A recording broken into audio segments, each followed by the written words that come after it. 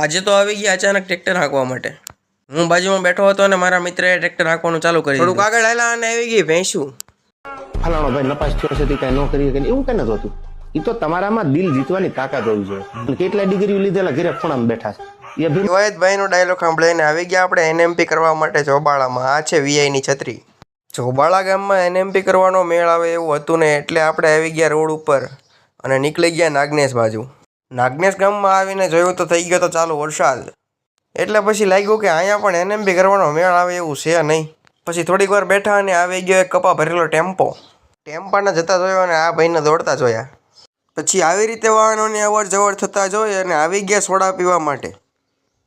આ છે આપણા રવિ કાકા જે અત્યારે વ્લોગ બનાવી રહ્યા છે. પછી સોડા પી અને અમે ચાલતા થઈ ગયા અમારા ગામ બાજુ.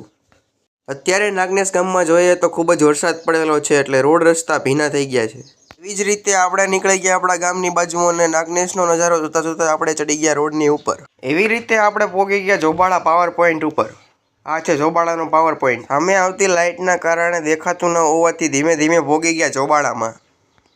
હા, આવી ગયું આપણી સામે જોબાળાનું બોર્ડ. આપણા ગામમાં એન્ટર થઈ ગયા અને આપણને દેખાઈ ગઈ બગી.